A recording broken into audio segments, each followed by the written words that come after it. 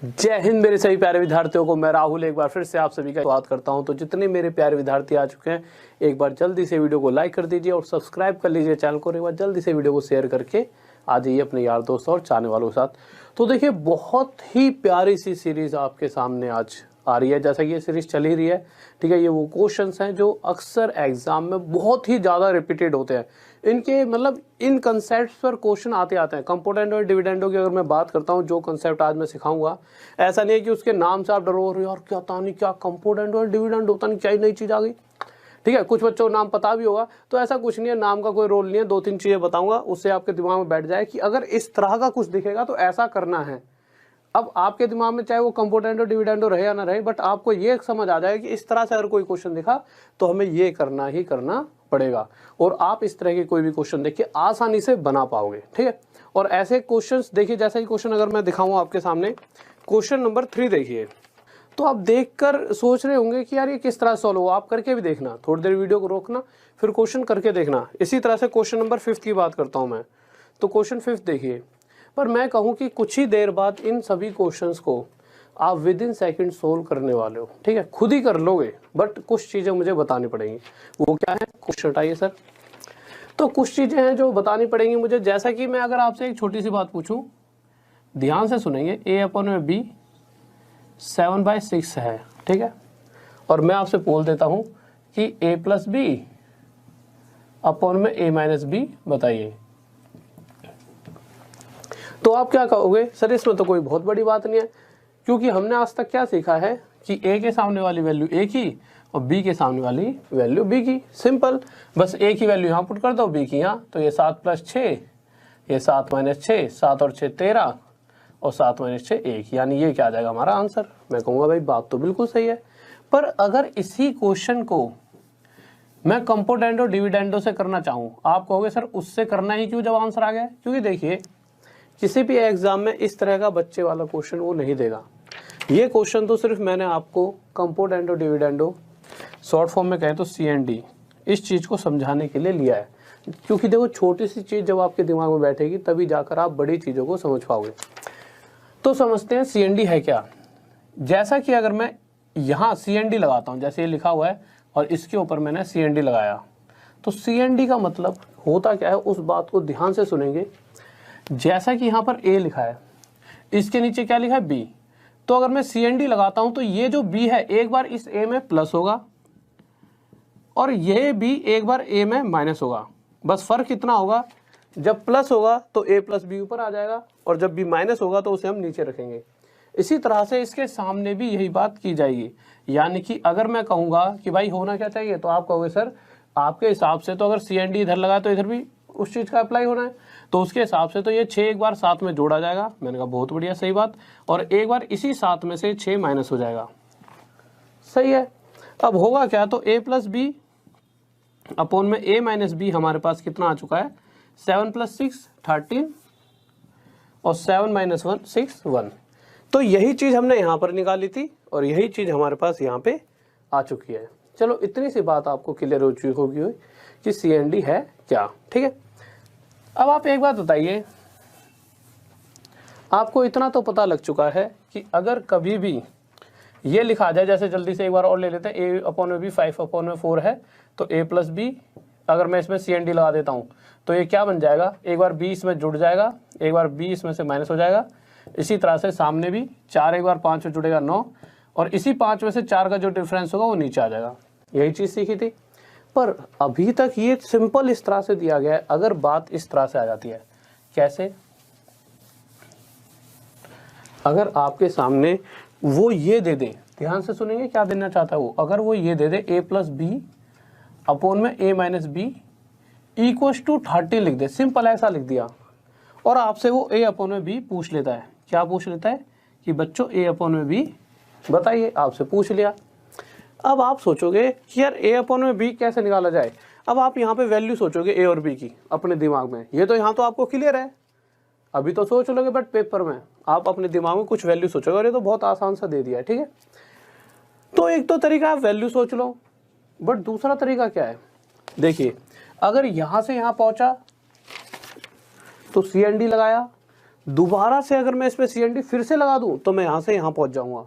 Reverse कैसे, देखिए simple, आपको एक बात समझनी है। अगर मैं दोबारा से इसमें CND लगा देता हूँ तो जब भी इस तरह से कोई क्वेश्चन आपको दिखाई जाए या कैसा भी एक ऐसा क्वेश्चन आपको दिख जाता है कि ये वाली वैल्यू और ये वाली जो दो वैल्यू है इनमें से इधर वाली में एक बार मतलब इधर वाली वैल्यू एक बार इसमें प्लस हो रखी हो और ऊपर लिखा हो, और इसके सामने वाली वैल्यू एक बार इसमें से माइनस हो रखी हो और नीचे लिखा हो, अगर इस तरह से आपको कुछ भी दिखे तो उसमें CND लगाते ही जो ये वाली वैल्यू होगी ये ऊपर रह जाएगी और इसके साथ जो एक बार प्लस हुई है और एक बार जो माइनस हुई है वो नीचे आ जाएगी। तो ये हो गया A/B। अब आप बात समझ पाए होंगे। और यहाँ पर क्या है, यहाँ पे तो भाई 13 में नीचे कुछ नहीं है 1, तो इसमें तो वही वाली चीज लगेगी भाई, एक बार 13 में एक जुड़ जाएगा और एक बार 13 में से एक घट के नीचे आ जाएगा। बस अब सोल्व कर दीजिए, तो सोल्व करने पे A/B क्या आ जाएगा, 13 और 1 14, 13 माइनस 1 12, 2 7 जा 14, 2 6 जा 12। तो A/B फिर से हमारा 7/6 आ चुका है। अब आप इस बात को आसानी से समझ पाए होंगे मैं क्या समझाना चाहता हूँ। देखिए मेन चीज़ है कंसेप्ट को समझना।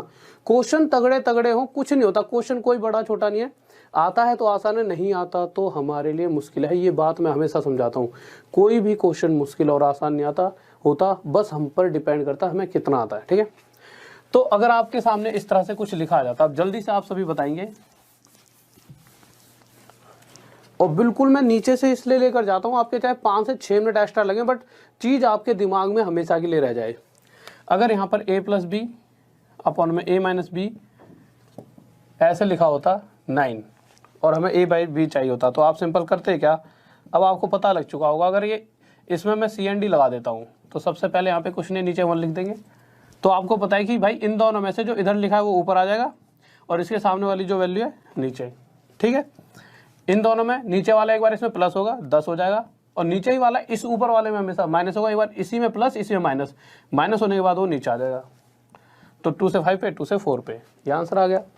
अब क्वेश्चन देख लेते हैं। ठीक है, क्योंकि क्वेश्चन इतने आसान नहीं दे रहा, वो कभी ऐसे क्वेश्चन भी आया करते थे, एक वक्त था जब इस तरह के क्वेश्चन भी आपको देखने को मिल जाया करते थे, पर वो वक्त नहीं रहा, वक्त बदल चुका है। ठीक है, और ना ही उस तरह के बच्चे रह गए। आप सभी बहुत टैलेंटेड हो चुके हो, आप मतलब बहुत ही ज़्यादा खिलाड़ी हो चुके हो। तो पहला क्वेश्चन देख लेते हैं, क्वेश्चन नंबर 1। तो पहले क्वेश्चन की तरफ आ जाते हैं, और इसीलिए ज़्यादा से ज़्यादा मेहनत करो, क्योंकि आपसे जो छोटे आने वाले हैं, जो आपके ही भाई बंधु हैं नए, तो आप देखते होंगे कि आपके भाई हमेशा जो छोटा होता है वो आपसे ज़्यादा होशियार है, और बहुत छोटे छोटे से नन्हे उन्ने तो बहुत ही खिलाड़ी हैं। तो नई जनरेशन तो और ज़्यादा टैलेंटेड निकल रही है। तो जल्दी से मेहनत करो।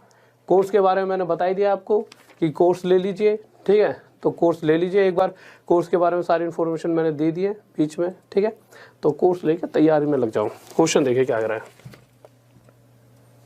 पहला 3x + 1 3x - 1 8/5। उसने पूछ लिया कि x बताइए। अब आपने क्या देखना है, क्वेश्चन देखा, आप सोचोगे पहली बात तो यार नॉर्मल आप सोल्व करो, इसकी इसमें मल्टीप्लाई, इसकी इसमें मल्टीप्लाई, जैसे सारी दुनिया करेगी। एक वो सारी दुनिया होगी और एक आप होंगे। आप इसे देखते समझ जाओगे इधर और इधर अगर देखा जाए तो इसमें एक बार सामने वाली जो प्लस हो रही है वही इसमें एक बार नीचे माइनस हो रही है, यानी यहाँ CND लग सकता है। तो आपके दिमाग में सीधा छूटा कि CND लगा दिया जाए। आपने लगा दिया, लगाते ही ये जो इधर वाला है 3x ऊपर आ जाएगा और इसके सामने वाला 1 नीचे आ जाएगा। ये क्या हो जाएगा, इस 8 में एक बार 5 को जोड़ा जाएगा 13, इसी 8 में एक बार 5 को माइनस होगा 3। बस फर्क ये है कि जिसको जोड़कर लिख रहे हैं वो ऊपर और माइनस करने के बाद जो लिख रहे हैं नीचे। ये 3 इधर नीचे आके मल्टीप्लाई होगा और x = 13/9 आ जाएगा। और यही हमारा आंसर जो कि हमसे पूछा गया है कि x कितना है, 13/9। बस विद इन सेकेंड आपने आंसर दे दिया और उसे आगे निकल चुके हो। अब अगले क्वेश्चन पर आते हैं, सेकंड क्वेश्चन, और जल्दी से सभी बच्चे आंसर देंगे कि सेकंड क्वेश्चन का आंसर क्या हुआ। तो अभी तक तो सभी का आ भी चुका होगा। तो देखिए दूसरे क्वेश्चन की अगर हम बात करते हैं तो क्या कह रहा है, 7x + 1 7x - 1 = 11/3, और उसने पूछा है कि फिर से x बताइए। तो आपको पता है कि अगर इधर मतलब इस वैल्यू में एक बार सामने वाली प्लस और इसी में एक बार सामने वाली माइनस, और इस तरह से अगर कोई भी चीज़ आपको दिखाई जाए तो यानी इसमें CND लग सकता है। और CND लगाते ही ये जो आगे वाला लिखा है 7x, ये हिस्सा ऊपर और इसके सामने वाली वैल्यू नीचे। यहाँ पर नीचे वाली को प्लस कर दो 14, और नीचे वाली को एक बार माइनस कर दो 8। बस ये है कि जो प्लस होकर आएगा वो ऊपर और जो माइनस होकर आएगा वो नीचे। काटा पीटी कर दो 7 से 2 पर, 2 से 4 पर, यानी x की वैल्यू क्या आ गई 1/4। और यही हमारा क्या हो चुका है आंसर। अगले क्वेश्चन पर आते हैं, बहुत ही बेहतरीन सा और प्यारा सा क्वेश्चन। तीसरा क्वेश्चन देखिए क्या कर रहा है। देखिए तीसरा क्वेश्चन विद इन सेकेंड आप सोल्व कर सकते हो, पर उसके लिए एक बार क्वेश्चन हटाइए। आपको एक फॉर्मूला ध्यान होना चाहिए, वो फॉर्मूला है a माइनस बी की होल क्यूब और एक होता है a प्लस बी का होल क्यूब। होता क्या है ये होता है a का क्यूब प्लस b का cube plus 3a² plus 3b² a। यानी इस तरह से कोई भी चीज़ दिख जाए तो इस फॉर्म में तो हमें पता है a प्लस बी का होल क्यूब लग जाएगा, और सॉरी ये a प्लस बी का होल क्यूब है, ठीक है। और a माइनस बी का होल क्यूब क्या होता है, a प्लस बी का है, ठीक है। a माइनस बी का होल क्यूब क्या होता है, a का क्यूब माइनस b का cube minus 3a² plus 3b² a। आप सभी के दिमाग में एक बात और आ रही होगी कि सर यहाँ पर माइनस यहाँ पे प्लस, जबकि हम माइनस a माइनस बी का होल क्यूब कर रहे हैं। ये ऐसा इसलिए होता है, देखिए अगर इस फॉर्मूले की, और ये आप कहोगे सर यहाँ पर इन बातों को क्यों बता रहे हो, क्योंकि देखिए जब चीज़ें सीखने को मिल जाए तब सीखो, ज़्यादा बढ़िया है, ठीक है। किसी क्वेश्चन की वजह से अगर हमें कुछ सीखने को मिलता है तो ज़्यादा अच्छा है, ज़्यादा दिन तक दिमाग में रहेंगी वो चीज़ें। देखिए अगर इसके फॉर्मूले की बात करें प्लस बी का होल क्यूब तो क्या होता है a का क्यूब प्लस b का cube plus 3ab a plus b। तो इस कंडीशन में होता क्या है, ये 3ab a से मल्टीप्लाई होगा तो a² b आ जाएगा, तो यानी ये आ गया। और ये जब इससे मल्टीप्लाई होगा तो अब b 2 बार आ गया तो b का स्क्वायर a, ठीक है।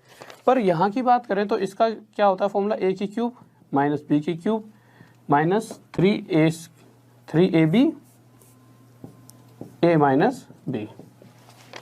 अब इस केस में क्या होगा, एक बार माइनस इससे मल्टीप्लाई होगा माइनस 3ab, तो a मल्टीप्लाई a का स्क्वायर तो माइनस 3a² b। पर जब ये इसके साथ मल्टीप्लाई होता है तो माइनस माइनस प्लस बन जाता है, इसलिए यहाँ पर 3b² a आ जाता है। तो जितना ज़्यादा नॉलेज मिले ज़्यादा बढ़िया, सभी चीज़ें क्लियर होनी चाहिए, ठीक है। तो देखते हैं, इस चीज़ को एक बार मिटा देते हैं, क्वेश्चन पर आते हैं कि इस तरह से जब भी आपको दिखे तो आप इसका आंसर दे पाओगे। तो क्वेश्चन पर आते हैं एक बार, देखिए क्वेश्चन में क्या दे रखा है, कह रहा है x का क्यूब प्लस 3x अपॉन में 3x का square plus 1 equals to 189 upon में 61। तो देखिए जब भी आपको a का क्यूब प्लस b का क्यूब यानी a प्लस b का होल क्यूब है a माइनस b का होल क्यूब पता लगाने के लिए ज़्यादा गहराई में नहीं घुसना, बस इतना से देखो क्या यहाँ पर 1 2 3 4 इन सभी में से किसी दो में क्यूब है, तो ये किसी चीज़ का क्यूब है और 1 भी किसी चीज़ का क्यूब है। यानी हाँ भाई a की क्यूब b की क्यूब तो हमें दिख रही है, और साथ में 3 भी 2 जगह आ गया, और फॉर्मूले में 2 बार 3 आता है, यानी पक्का ये a प्लस बी का होल क्यूब या a माइनस बी का होल क्यूब हो गई। अब अगर मैं यहाँ पे CND लगा देता हूँ तो CND लगाते ही होगा क्या, जो ये वाली नीचे वाला है एक बार ऊपर जाके इसमें से माइनस होगा तो x की क्यूब प्लस 3x ऊपर जाके सॉरी प्लस होगा तो प्लस 3x का स्क्वायर प्लस 1, ठीक है।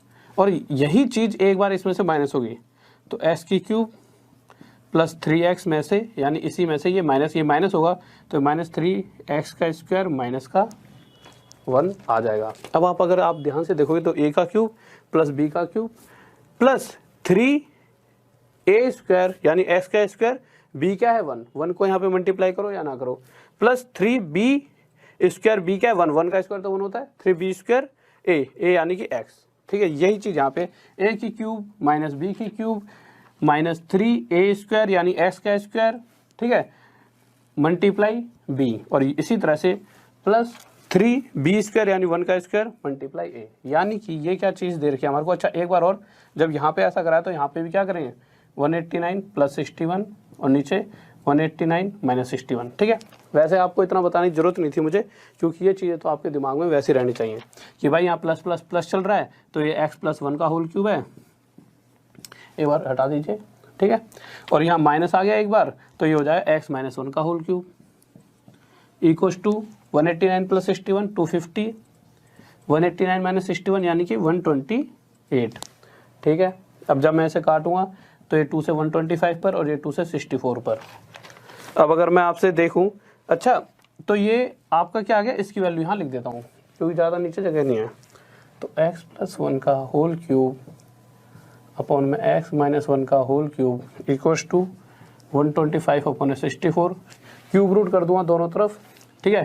क्यूब रूट करने से क्या होगा, ये x + 1 अपॉन में x - 1 इक्वल्स टू, देखो क्यूब रूट कर दूंगा, यहाँ पे भी क्यूब रूट होगा, इधर भी क्यूब रूट। क्यूब रूट करने से क्या हुआ कि क्यूब रूट इनके अंदर 3, देखो इसकी पावर 3 है ना, इस पावर 3 में इतनी पावर है, इस क्यूब रूट को तोड़ दिया तो यहाँ तो ये आ जाएगा और यहाँ पर क्या आ जाएगा 5 अपॉन में 4। अगर मैं यहाँ से x की वैल्यू निकालना चाहूँ तो कोई बहुत बड़ा खेल तो है नहीं, आपको पता है। अगर मैं x निकाल क्यों रहे हैं, क्योंकि हमसे पूछा क्या गया है x² + 3 हमसे पूछा गया है, तो यहाँ में x तो चाहिए भाई, x² + 3 पूछा गया है। तो यहाँ पे अगर आप आगे देखोगे तो यहाँ भी तो CND लग रहा होगा, CND लगने पे होगा क्या, इस तरफ वाली जो वैल्यू है वो ऊपर, इसके सामने वाली नीचे।